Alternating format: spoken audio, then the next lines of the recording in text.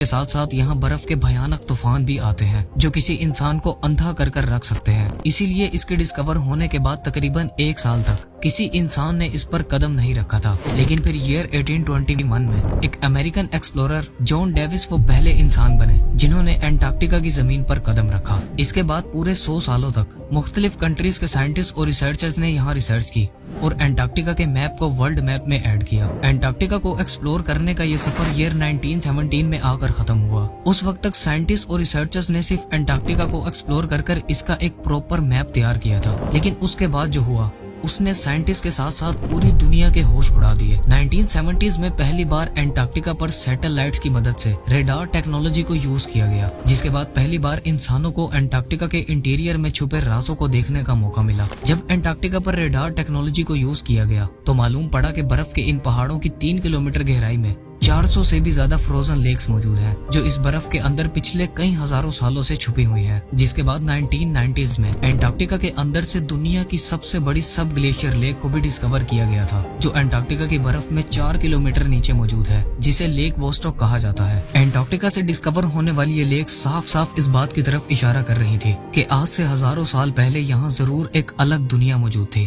اور یہ جگہ بھی گھنے جنگلوں اور جانوروں سے بھری ہوا کرتی تھی۔ ان تھیوریز کو پروف کرنے کے لیے 2014 میں انٹارکٹیکا میں ایک بہت بڑا ہول ڈرل کیا گیا جس کی گہرائی 3.7 کلومیٹر تھی۔ جب اس جگہ پر ڈرل کر کر برف کے سیمپلز کو نکالا گیا تو ان سیمپلز میں سائنٹسٹ کو چھوٹے چھوٹے مائکرو آرگنیزمز کا ایک پورا ایکو سسٹم ملا جو کئی ملین سالوں سے برف میں ڈھکے ہونے کے باوجود زندہ تھا۔ ریسرچ کے بعد یہ معلوم پڑا کہ یہ مائکرو آرگنیزمز بنا سن لائٹ کے میتھین اور امونیم کو انرجی کے طور پر یوز کر کر مسلسل گرو ہو رہے ہیں، جو یہاں پر زندگی پائے جانے کا جیتا جاتا ثبوت ہے۔ اس کے علاوہ اکتوبر 2021 میں برازیل کی ایک ریسرچ ٹیم نے انٹارکٹیکا کے جیمز روس آئلینڈ سے 7.5 کروڑ سال پرانے چارکول کے ایک ٹکڑے کو ڈسکور کیا تھا۔